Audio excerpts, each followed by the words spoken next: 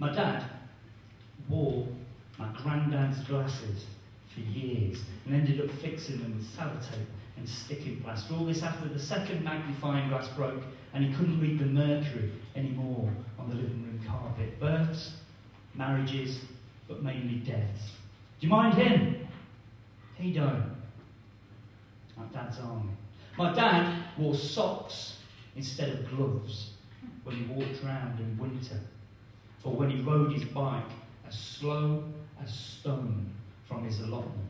He had carrier bags filled with endless carrots and tomatoes and potatoes and peas. One of his bikes was mine, a 5-speed racer from Halfords uptown with no tape on the handlebars, one gear and GT brakes that broke.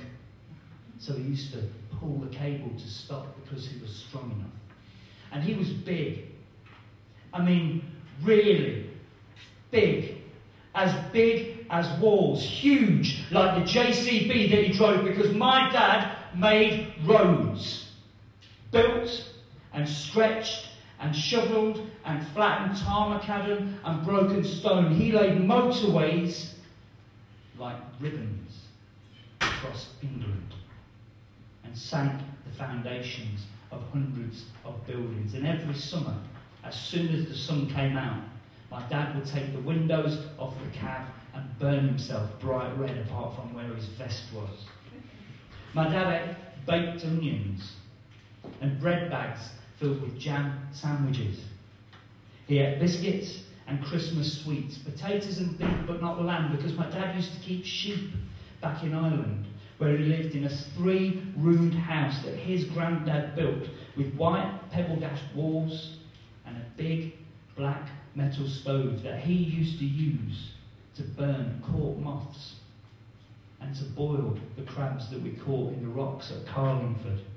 He had an acre of land with his cousin's cows on. My dad lived near Shilling Hills, Harsh Beach, and you could see Maeve's Gap through the morning windows. And my dad told me the story of how the giant Finn McCall tore Bear Rock out of the hillside and threw it at the King of England, who was running away. I thought my dad was a giant. I can remember waiting all day at the top of the garden for him to get home so I could show him how I could ride my blue bike without stabilisers. My dad really did walk 4 miles to school every day with no shoes, and he only ever told me that once. My dad crossed the sea to work for 6 days a week, and he met my mum on a blind date down the Pally in Leicester. They loved each other. My dad came home one day with no teeth. What? I remember calling downstairs, "Dad!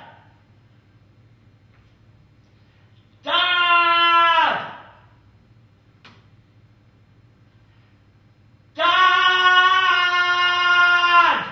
And eventually, he always came. My dad bought a brand new 1974 Mark I Ford Escort with a yellow number plate on the back to replace our old green Ford Anglia that we used to use to drive to Skeggy with my grandma sandwiched between me and my sister on the hot plastic back seat. All the windows wound up and all the adults smoking. I remember the minute that he pulled up. I was so proud, and not just because of the paint and its beautiful deep blue. My dad played bingo, and he drank 4 pints of beer a week, 2 on Sunday dinner and 2 on Sunday evening. One day he came home with £200 on the table because he'd won the flyer. He bought a sports jacket to wear down the club like his best friend Stephen, and he always brill creamed his wild hair that my mum would cut in a plastic roof conservatory at the back of our house. My dad didn't care about fashion.